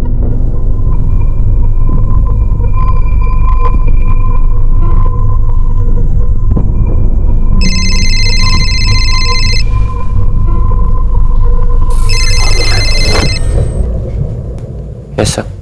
तुम्हारी माँ गहने पहनती थी? हाँ, मतलब बेसिक से। रोज? मेरा मतलब कल रात को भी पहने होंगे? हाँ, बैंगल्स और गले में चेन हमेशा ही रहता था। सर आप सही कह रहे थे, आई के दोनों हाथों में एक कंगन और गले में चेन थी जो गायब है। रवि, तुम्हारे पास तुम्हारी आई की कोई ऐसी फोटो है जिसमें उन्होंने ये गहने पहने हो? फैमिली एल्बम में होनी चाहिए।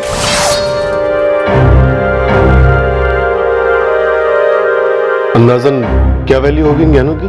No idea sir. उस वक्त तुम्हारी नजर में नहीं आया जब तूने फर्स्ट टाइम अपनी आई की बॉडी देखी कि बॉडी पर गहने नहीं है? सर आई अगर मरी पड़ी हो तो गहनों पे किसका ध्यान जाता है? कल रात तुम्हारे घर कोई आया होगा और उसे पता था कि तुम घर पर हो। अगर वाकई में कोई आया था, कौन हो सकता है वो? सर मुझे क्या मालूम कौन आया, किस लिए आया, किसने मेरे दरवाजे की कुंडी बाहर से बंद कर दी, या किसने मेरी आई को 2-4 गहनों के लिए मार दिया। 4 साल से बिल्डिंग में ड्यूटी कर रहा हूं। आप हर एक फ्लैट में जाकर पूछ लीजिए कि कमल ने कभी कोई गड़बड़ की है क्या। कमल तो जब ड्यूटी पर था तब फ्लैट नंबर 201 में कोई आया, सुमन जाधव का कत्ल किया और गहने चुराकर भाग गया। उसका आना जाना तूने कुछ नहीं देखा? मैं 12 बजे तक अपनी कुर्सी पर डट कर बैठा था। तब तक ना कोई बाहर से अंदर आया ना अंदर से बाहर गया। और 12 बजे के बाद सो गया पौवा मार के? नहीं साहब, ड्यूटी पर सिर्फ चाय पीता हूँ और 12 बजे के बाद हर 1 घंटे में बिल्डिंग के चक्कर लगाता हूँ।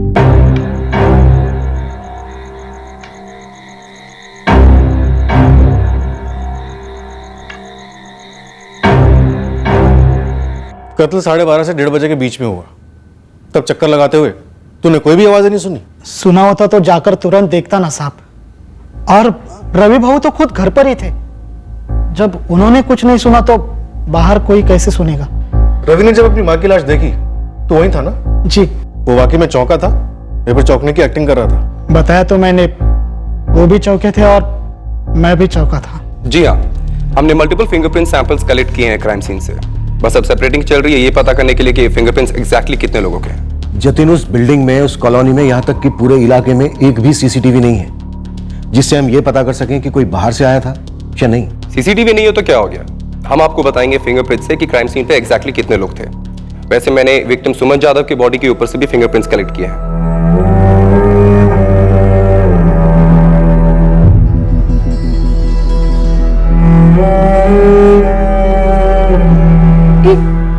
कैसे हुआ? मालूम नहीं। कहीं उमेश काका ने तो नहीं किया? सर जी, आज के टाइम में सोने के गहने बेचने में लेने के देने पड़ जाते हैं। चलो गहने चुराता भी है तो उसके लिए बोनस है, अपनी गर्लफ्रेंड को तो दे देगा पहनने के लिए। बट मोबाइल और कैश पीछे ही छोड़ गया, पक्का कोई झोल है। हाँ शिवा, हमें भी ये लगता है। मामला पर्सनल है, इसे चोरी करने दिया जा रहा है। सर रात को इतनी लेट किसी जान पहचान वाले के लिए दरवाजा खोली होगी सुमन जाधव, या फिर किसी जान पहचान वाले ने किसी पेशेवर को भेजा होगा। मैं सुपारी मार्केट में इंक्वायरी करता हूँ और सारे हिस्ट्री शीटर्स को खंगालता हूँ। आपके सगे काका, आपके स्वर्गवासी पिता के छोटे भाई? यस सर, उमेश जाधव है उनका नाम। उन्हीं पर आपको शक क्यों है मनीषा जी? क्योंकि सर एक वही है जिनसे हमारी अनबन रही है। प्रॉपर्टी? जमीन काका बेचना चाहते थे और बाबा बेचना नहीं चाहते थे। दादू ने मरने से पहले जमीन आधी आधी करवाई थी बाबर काका के नाम। मुझे सब उमेश काका का ही कराया हुआ लगता है। काय रवि, काय नॉनसेंस? हाँ? सुमन भाभी के मर्डर के बारे में पुलिस मुझसे पूछताछ करना चाहती है? मुझे नहीं पता उमेश काका। तुझे पता है पुलिस वाले कितनी बदतमीजी से मुझसे फोन पे बात कर रहे थे? वो कह रहे थे कि रमन भाव से मेरी दुश्मनी थी। मैं क्या करूं उमेश काका, मैंने किसी को कुछ नहीं बताया। तो कौन बोलेगा? हाँ, कौन बोलेगा? मनीषा आ गई क्या नागपुर से? तब भी मनीषा ने ही मेरे खिलाफ पुलिस को उकसाया होगा, या फिर तुम दोनों ने।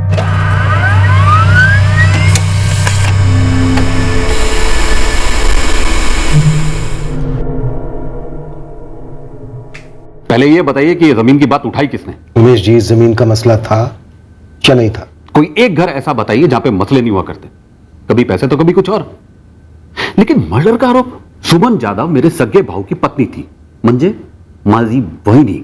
फिर भी आप ना रवि से मिलने गए, ना अपनी भाभी की डेड बॉडी देखने गए, ना ही कोई मदद करने। सुमन भाभी की मौत की खबर सुनते ही मैं वहां रवि से मिलने गया था। घर सील था, इसलिए मैंने वहीं से रवि को कॉल किया और उसके किसी दोस्त विवेक के घर जाकर उसे मिला भी। या क्या बातें कर रहे हैं? हम जमीन की लड़ाई की बात कर रहे थे। हाँ, जमीन की लड़ाई थी। मैं जमीन बेचना चाहता था और मुझे उसके अच्छे खासे पैसे भी मिल रहे थे, लेकिन रमन भाव उसके लिए एनओसी नहीं दे रहे थे, वो भी 3 साल पहले जब वो गुजर गए तब आपने पूरी जमीन पर कब्जा कर लिया। कब्जा? मेरी बाकायदा मनीषा और रवि के साथ डील हुई थी। जमीन बेचने के बाद जो पैसे मिले उसका बराबर 50% हिस्सा उन लोग को दे दिया गया। एक मिनट, जमीन 3 साल पहले बिक चुकी है। देखा, आधी अधूरी खबर दी गई है आपको। उमेश जी, मुझे उस जमीन की सेल डीड दिखाएंगे? आपको मेरी बातों पर भरोसा नहीं? उमेश जी, मर्डर केस की इन्वेस्टिगेशन में भरोसा बातों पर नहीं, सबूतों पर किया जाता है। सर, रवि जाधव के फोन रिकॉर्ड्स में किसी भी पेशेवर का नंबर फीचर नहीं हुआ। मर्डर वाली रात उसने ना कोई सस्पिशियस कॉल किया और ना ही उसे कोई ऐसा कॉल आया। सुमन जाधव के रिकॉर्ड्स ऑलमोस्ट ब्लैंक सर। हफ्ते में एक आध बार उसकी अपनी बेटी मनीषा पाटिल से बात होती थी। ये मनीषा पाटिल नागपुर से आके सीधे सीधे अपने काका उमेश जाधव पर आरोप लगाने लगी। पर सच कहूं तो इसमें कोई वजन है ही नहीं। पर मनीषा ने ऐसा आरोप क्यों लगाया? सर, हो सकता है वो हमारा ध्यान मुद्दे से भटकाना चाहती हो। पर ये असली मुद्दा है क्या मात्र? उमेश काका वाली बात छोड़कर मुझे और कुछ सूझा ही नहीं। रवि, ठीक से याद करो, बेल बजने की, दरवाजा खुलने की आवाज हुई थी? अगर आवाज होती तो मैं बाहर जाता ना देखने की कौन है। या अगर अटैक होता और शोर होता तो मैं अंदर कैसे सोया रहता।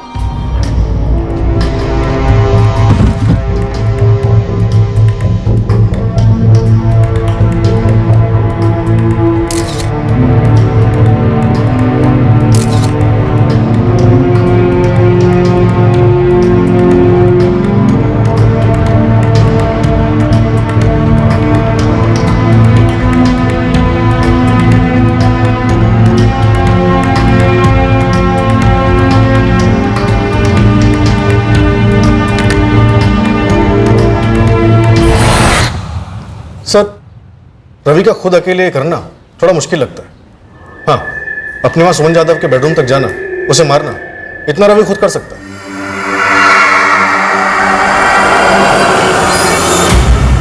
रवि अपनी मां सुमन जाधव को मारने के बाद खुद जाकर घर का मेन डोर खोल सकता है और उसे खुला भी छोड़ सकता है।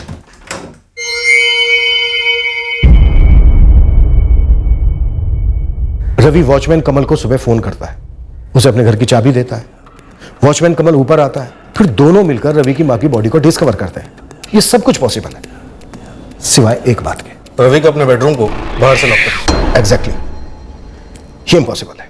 देखो, मान के चलते हैं कि रवि अपनी मां सुमन जाधव का मर्डर करता है, उसके बाद मेन डोर को खुला छोड़ देता है, फिर अपने बेडरूम का दरवाजा बाहर से लॉक करता है, फिर रवि अपनी मां सुमन जाधव के रूम यानी कि इस रूम में एंटर करता है और फिर इस रूम की इस खिड़की से बाहर जाता है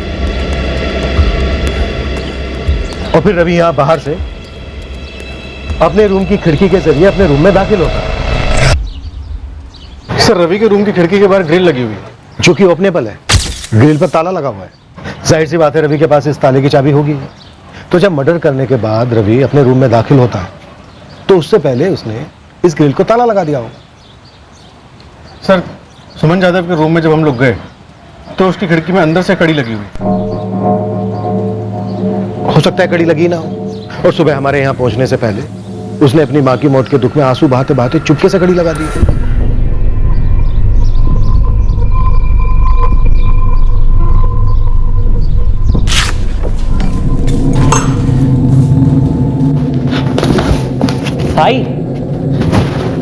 भाई, लेकिन मुझे याद नहीं है कि रवि भाऊ ने जाकर सुमन माँ जी के कमरे की खिड़की की कड़ी लगाई हो। कमल, तुझे इतना तो याद है ना कि जब तू घर में दाखिल हुआ तो रवि के बेडरूम का दरवाजा बाहर से बंद था या खुला? नहीं साहब, बंद था। मैंने खुद अपने हाथों से कुंडी खोली। कहीं ऐसा तो नहीं है कि तेरे रवि भाऊ का तुझे फोन करना, बालकनी से चाबी देना, तेरा ऊपर जाना, रवि के बेडरूम का दरवाजा बाहर से खोलना, ये सब मनगढ़ंत है?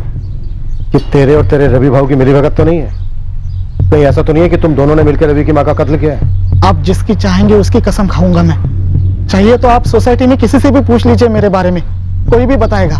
रवि हमारे साथ पिछले 3 सालों से काम कर रहा है। वो एक बहुत ही शार्प, फोकस्ड और सीनियर एम्प्लॉई है। सर, मैं आपके गोल गोल सवालों का सीधा जवाब दूं। मेरा फ्रेंड अपनी मॉम से बहुत प्यार करता था, काफी अटैच था। उसका सुमन आंटी का मर्डर करना इम्पॉसिबल है सर, नो चांस। सर, आप मेरे भाई रवि पर शक कर रहे हैं?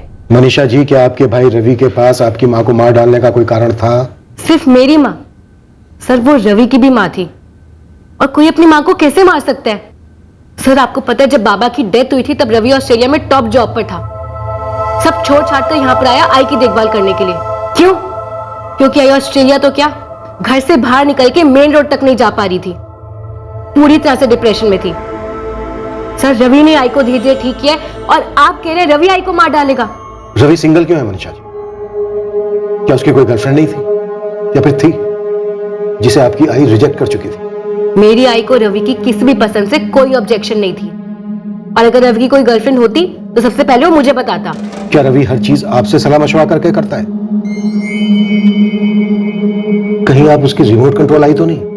आई कम ढाल। ढाल? किस बात की ढाल? रवि ने जब कुछ किया ही नहीं तो मेरी वाइफ मनीषा क्या छुपाएगी? तुम्हारी वाइफ सीधा नागपुर से आती है, हमारे सामने उमेश काका का नाम लेती है और उस जमीन का डिस्प्यूट उठाती है जो 3 साल पहले सॉल्व भी हो चुका था। लेकिन उमेश काका वाले मसले के अलावा ज्यादा फैमिली का कभी किसी के साथ कोई पंगा हुआ ही नहीं था सर। कत्ल वाली रात घर पर कौन था? रवि। लेकिन शक रवि पर नहीं, सीधा उमेश का खबर। आप ये कहना चाहते हैं कि रवि ने अपनी आई का कत्ल कर दिया? ऑस्ट्रेलिया में थे, खुश थे वहां? जी। वो लाइफ छोड़ छाड़ के यहाँ पुणे में आ गए अपनी माँ के लिए। माँ को वहां क्यों नहीं बुलाया? उन्हें नहीं आना था। वहां ऑस्ट्रेलिया में कोई ऐसा था, कोई गर्लफ्रेंड या फियांसी जो यहाँ इंडिया में नहीं आना चाहती थी या फिर आना चाहती थी लेकिन तुम्हारी माँ ने उसे रिजेक्ट कर दिया था? सर, एक तो सिडनी ऑस्ट्रेलिया में मेरी कोई गर्लफ्रेंड नहीं थी, दूसरा मैं यहाँ पे अपनी माँ की देखभाल करके बहुत खुश था। वो अकेली हो गई थी बाबा के जाने के बाद। आई एक तरीके से डिप्रेशन में थी। जब बाबा थे आई सब कुछ शेयर कर पाती थी। बाबा उनके बेस्ट फ्रेंड थे। वो साथ कुकिंग करते, साथ सीरियल्स देखते। उनकी एक सेट लाइफ थी, एक ऐसी गाड़ी जो प्यार के पेट्रोल पर चलती थी। वो गाड़ी बंद पड़ गई। बड़ी मुश्किल से मैं आई को वापस थोड़ा ट्रैक पर ले आया। आई अब सिर्फ उस वक्त बात करती थी जब मैं ऑफिस से लौटता और उनके साथ खाना खाता। मुझे सीरियल्स में कोई इंटरेस्ट नहीं है, फिर भी मैं उनके साथ बैठकर देखता, सिर्फ इसलिए ताकि वो अकेला महसूस ना करे। मैं यहां सिर्फ उनके लिए आया था, आई के लिए। तो फिर मार के डाला उन्हें। रवि, बहुत मुश्किल है तुम्हारी बातों पे यकीन करना कि तुम काम पर निकलने से पहले अपने बेडरूम से बाहर कदम तक नहीं रखते। तुम ऑस्ट्रेलिया से यहां सिर्फ अपनी मां के लिए आए। तुम ऑफिस के अलावा अपना सारा टाइम अपनी मां के साथ बिताते थे। इसके बावजूद तुम्हारा ध्यान तक नहीं गया कि तुम्हारी मां की लाश में से गहने गायब हैं। सर, जहां तक रूम से बाहर निकलने की बात है तो ऐसा अक्सर होता था। आई सुबह जल्दी उठ जाती, पूजा पाठ में लग जाती और फिर घर के काम काज करती। और मैं उनकी किसी भी काम में मदद करूं उन्हें मंजूर नहीं था। तो अब ऐसे में मेरे कमरे की कुंडी बाहर से बंद है और उसके बगल के कमरे में मेरी आई की लाश रात भर पड़ी है, कि मुझे कैसे मालूम हो। और आई की लाश देखकर मैं खुद इतने शॉक में था कि नहीं गया ध्यान गहनों।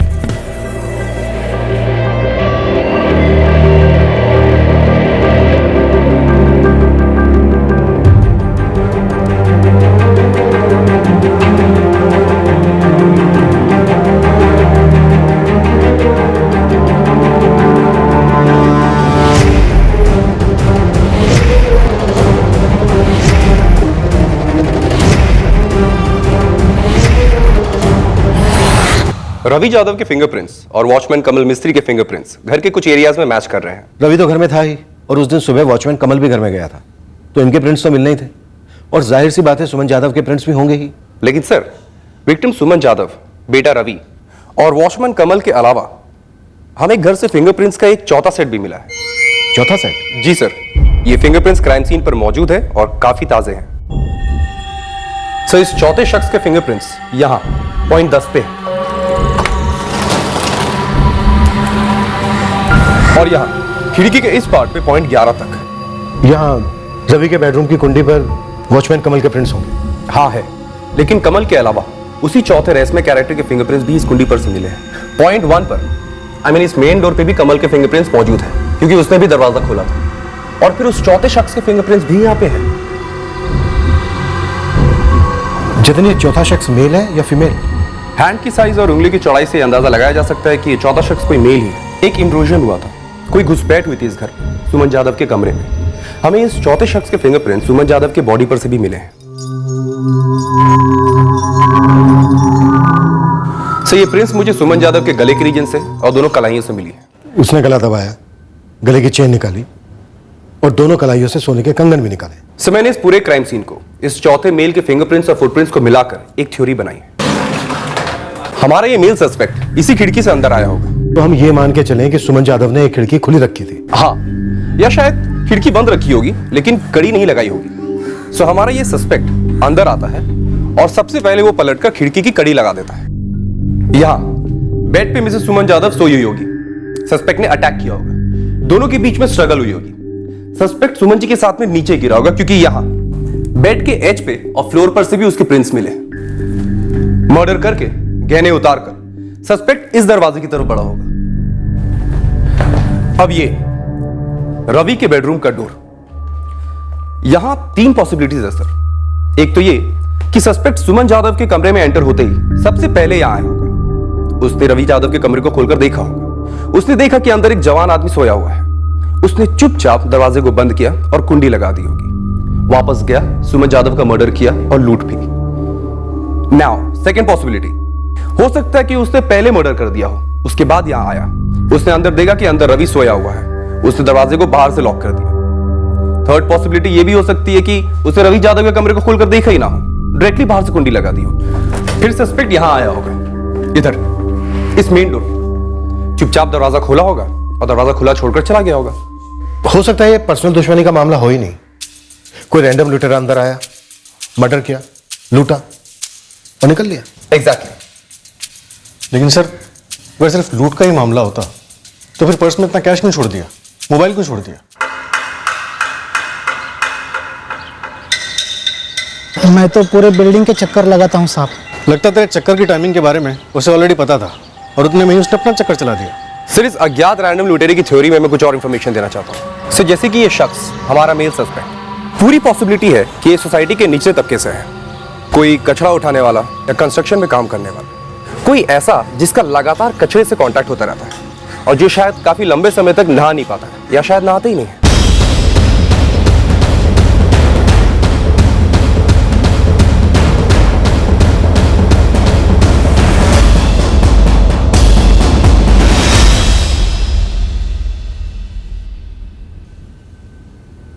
सो हमने इस चौथे अनआइडेंटिफाइड फिंगरप्रिंट की एनालिसिस की है और हमें इसमें बैक्टीरिया मिला है। ये बैक्टीरिया ज्यादातर सड़ते कूड़े में पाए जाते हैं, जैसे कि गटर्स, नाले, गार्बेज डंप्स।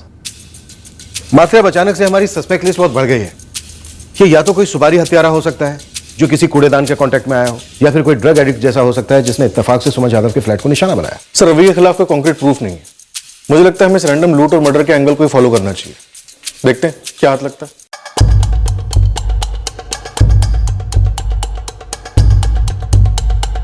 सुमन जाधव मर्डर केस की तहकीकात की दिशा अब बदल गई। फिंगरप्रिंट एनालिसिस के आधार पर अज्ञात संदिग्ध खूनी की प्रोफाइल रेडी हुई और तलाश शुरू हुई। शहर के सारे ज्वेलरी शॉप को चुराए गए गहनों की सेल के बारे में आगाह कर दिया गया, पर ऐसी कोई सेल की खबर सामने नहीं आई।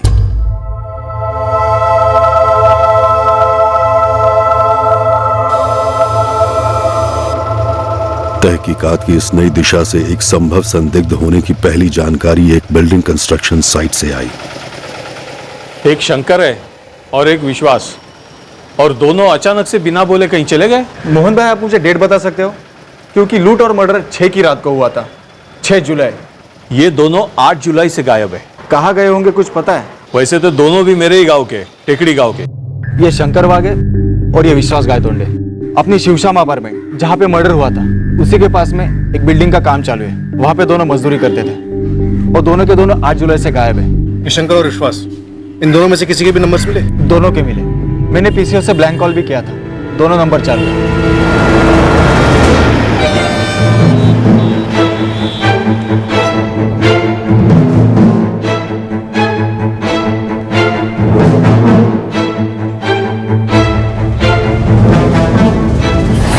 हम दोनों लौट आए थे साहब, क्योंकि बहुत झंझट वाला काम था। गलत। तुम लोगों ने शिवश्याम अपार्टमेंट में सुमन जाधव नाम की औरत का मर्डर किया, उसके गहने चुराए और भागकर वापस यहाँ आ गए। नहीं साहब, मैं ऐसा कुछ नहीं किया साहब, आई शपथ साहब। तुमने नहीं किया तो फिर और किसने किया? विश्वास ने? अरे साहब, मैंने कुछ चुराया नहीं तो बेचूंगा कहाँ? साहब सुनो ना, मेरे को गाय को लेके जा रहे हो साहब?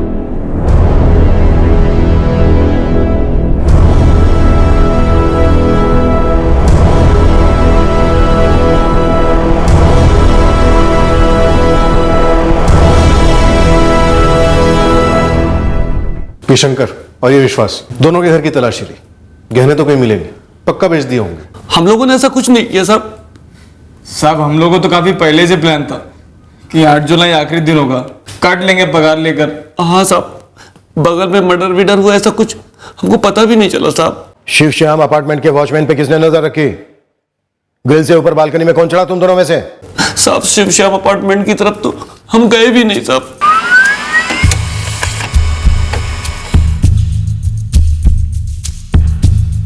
शंकर और विश्वास के फोन रिकॉर्ड्स में तो कुछ नहीं मिला सर। 6 जुलाई को लोकेशन क्या है दोनों की? क्राइम सीन के आसपास भी नहीं है। फिंगरप्रिंट्स मैचिंग के लिए वेट करते हैं फिर। हो सकता है फोन्स पीछे कंस्ट्रक्शन साइट पे कहीं छोड़ दिया हो। जी नहीं सर, शंकर वाघ और विश्वास गायतोंडे, इन दोनों के फिंगरप्रिंट्स हमारे सस्पेक्ट के फिंगरप्रिंट्स के साथ मैच नहीं करते हैं। अब तक गहनों के सेल की खबर पुणे में से कहीं से भी नहीं आई है। सर हो सकता है पुणे में बेचा ही ना गया हो, कहीं और जाकर बेचा गया, या फिर यहाँ का कोई जोरी चुप बैठा हो, या फिर झूठ बोल रहा हो। आज की डेट में कोई जोरी 2 कंगन और एक चेन के लिए इतना बड़ा रिस्क तो नहीं लेगा। कौन हो सकता है हमारा सस्पेक्ट और कहां छुपा हो सकता है? सस्पेक्ट प्रोफाइल से मैच होने वाले छोटे से छोटे क्रिमिनल को भी क्वेश्चनिंग के लिए राउंड अप किया गया, पर वो एक सस्पेक्ट जो मुजरिम साबित होने वाला था, अब तक पुलिस के रडार से सफलतापूर्वक बाहर रह पाया था। अब ऐसा महसूस होने लगा था कि शायद ये कोई रैंडम लूट का केस ही था जिसमें मर्डर हो गया था। विक्टिम सुमन जाधव की फैमिली धीरे धीरे इस दुखद हादसे के साथ समझौता कर तो रही थी, पर एक सवाल तलवार की तरह लटक रहा था कि आखिरकार उस रात हुआ क्या था जिसके चलते उनके छोटे से परिवार का एक सदस्य उनसे छीन लिया गया। पर एक आदमी था जिसे इस बात से कोई तकलीफ नहीं हो रही थी कि 6 जुलाई 2017 को शिव श्याम सोसाइटी के फ्लैट नंबर 201 में एक भयानक कत्ल हुआ था। बाला सामंत नाम है उसका। ये बाला वहां के मजदूरों के झोपड़ियों में जाकर 2-3 बार चोरी करते हुए पकड़ा गया। ये कहाँ मिलेगा? उसका कुछ फिक्स नहीं है। मेरे 2-4 चर्चित दोस्त हैं, मैंने उनको नजर रखने को कहा है। शिवा 4 दिन हो गए तू और तेरी टीम दिखा करते हैं, लेकिन जब मेरी टीम पहुंचती है तो ठेंगा मिलता है। सबके सब पागल कुत्तों की तरह ढूंढ रहे इस बाला चर्ची को, लेकिन जैसे ही हमें घुमा रहा है, एक बात तो पक्की है। क्या? खून यही किया है और इसको खबर मिली है कि हम सब इसके पीछे पड़े हैं।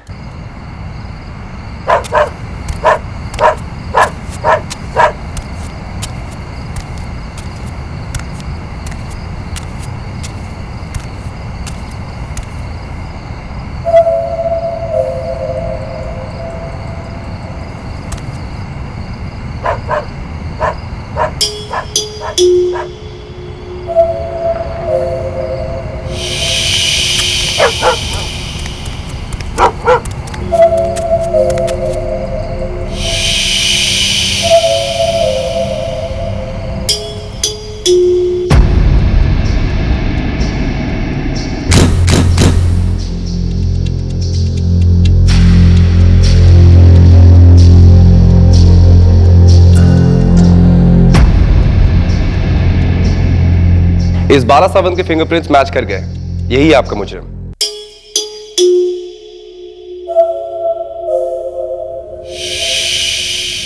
हमें ये पक्का पता है कि ये सब तूने किया है। अब हमें सिर्फ तू ये बता कि तू वहां लूटने गया था और मर्डर किया, या मर्डर करने गया था और लूटा भी? गहने कहां है? देख, अगर तुझे ठुकने के बाद बोलने की आदत है तो अभी बता दे, क्यों हम खामा खा अपना गला और टाइम खराब करें। सब वो माजी उठ गई, वरना उसका मर्डर नहीं होता था साहब। साहब मैंने आज तक कभी किसी का मर्डर नहीं किया है साहब। तो सिर्फ लूटने गया था वहां? साहब मैं हर जगह सिर्फ लूट नहीं जाता हूँ, आज तक कभी किसी का मर्डर नहीं किया साहब मैंने। ये बस हो गया साहब। और ऐसे कितने घरों में घुसा है पहले लूटने? बहुत सारे। लूट का माल कहां बेचते हो? कोई गैंग है? नहीं, मैं सबसे पहले अशोक भाऊ को देता हूँ, फिर अशोक भाऊ संतोष भाऊ को देते हैं, फिर संतोष भाऊ आगे बेच देते हैं और मुझे कमीशन भी देते हैं। ये अशोक और संतोष कौन है? कहां मिलेंगे? 2 सोने की कंगन, 1 सोने की चेन 7 जुलाई को बाला चर्ची लाया था। हाँ, आप क्या बोल रहे हैं साहब? कौन है बाला चर्ची? नशा करके था। निकल जा मेरे घर से बाहर। तेरे बाप ने कभी नशा किया था क्या? चल निकल बाला मेरे घर एक से बाहर। छोटे से गांव से था।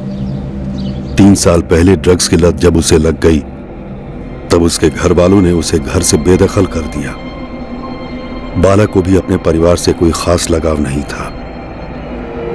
नशे की तलाश बाला को शहर खींच लाई और उसने अपनी लत पूरी करने के लिए पैसे जुटाने का तरीका भी ढूंढ लिया। अशोक की दुकान पर बाला रोज अपना माल बेचता, पैसे लेकर नशा करता।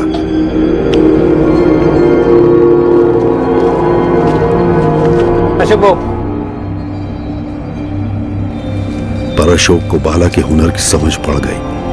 वो उसका मार्गदर्शक बन गया। बे साले बाला, तू तो बड़ा कलाकार निकला बे।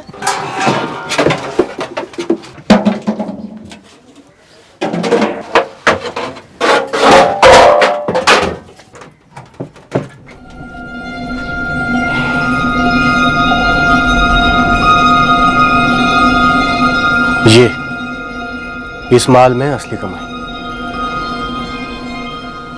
देख बाला, मेरा एक जोड़ीदार है संतोष नाम का। वो ऐसे माल को पुणे के बाहर ले जाके बेचता है। लेकिन अशोक भाऊ, ये बहुत मुश्किल है। एक तो औरत लोगों के बटवे नहीं होते, ऊपर से सारे गहने अपने बदन पर लेकर घूमती है। बहुत रिक्स है अशोक भाऊ। रिक्स है तो यहाँ नोट भी तो है। और देख, वैसे भी औरतें पूरे टाइम गहने नहीं पहनती है, रात को उतार के रखती है बिस्तर के पास।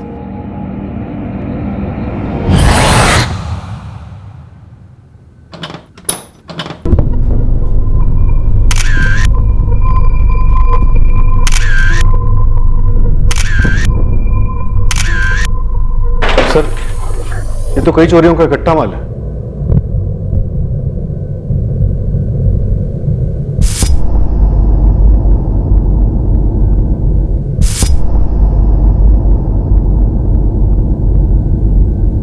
इस बाला ने बताया था तुझे किसने एक औरत का मर्डर भी किया है?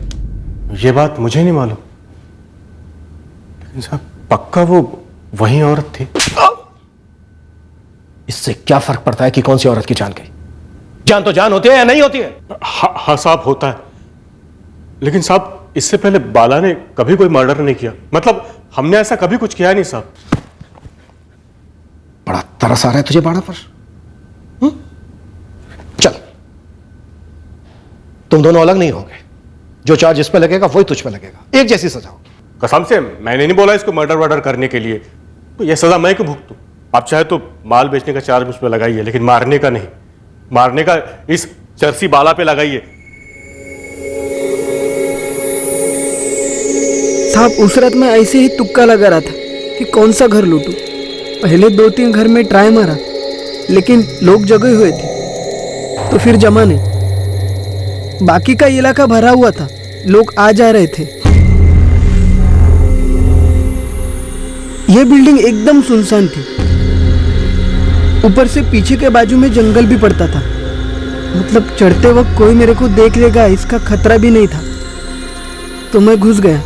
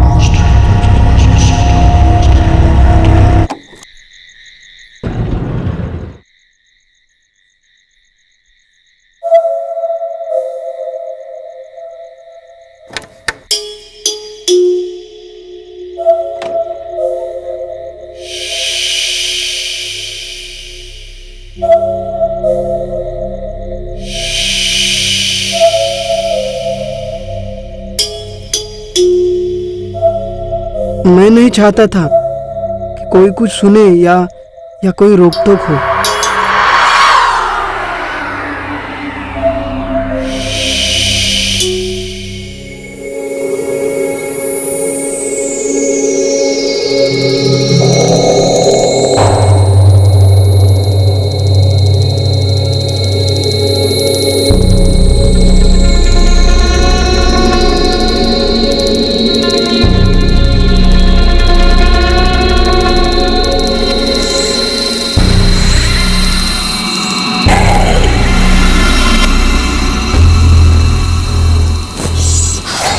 साहब, वो माजी उठी नहीं होती तो मैं उन्हें कभी नहीं मारता साहब।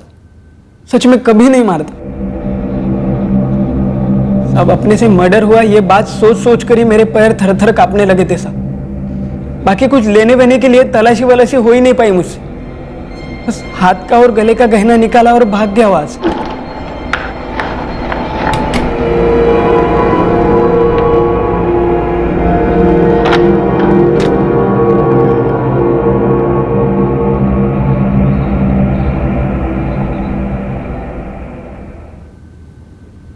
बाड़ा का गुरु अशोक बाग रेडी की दुकान चलाता है। इनका एक तीसरा साथी है संतोष नामदेव, जो ज्वेलरी पुणे के बाहर बेचता था। ज्वेलरी मिल जाएगी तुम्हें। एप्लीकेशन फाइल करनी होगी कोर्ट में बतौर एविडेंस पेश होने के बाद। बाबा के जाने के बाद आई कोई ज्वेलरी नहीं पहनती थी। मैंने और ताई ने फोर्स किया कि कम से कम ये चेन और कंगन तो पहन ले।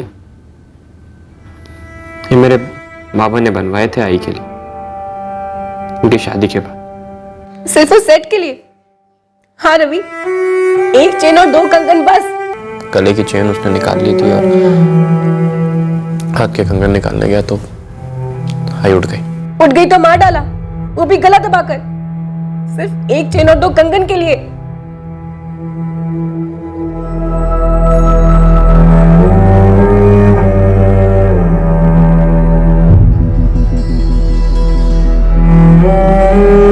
किसी और घर में चोरी के दौरान कोई और उसके रास्ते में आया होता तो शक शायद उसे भी बांधता। दूसरों की जिंदगी के प्रति कठोर असंवेदना के लिए ड्रग्स के अलावा कई और मेंटल कंडीशंस हो सकते हैं जो असंतुलन पैदा करते हैं। दरअसल ये एक कड़वा सच है कि कुछ मानसिकताएं मूल से विध्वंस और विकृति से भरी होती हैं। फिर वो किसी की स्टॉकिंग करनी हो, लूट और चोरी हो, या फिर टूटे लव अफेयर से उभरते भयंकर जुर्म हो। ऐसी मानसिकता वाले लोग सामने वाले की जिंदगी में भयंकर हाहाकार मचा देते हैं और विक्टिम को टूटने वाले कहर की भनक तक नहीं होती। ऐसे जुर्मों का इलाज सख्त कानून द्वारा होता है, पर ऐसे मुजरिमों का इलाज परिवार, समाज और सरकार की सामूहिक जिम्मेदारी है, खासकर ऐसे केसेस में जहां वो शख्स खुद से इलाज नहीं कराने वाला।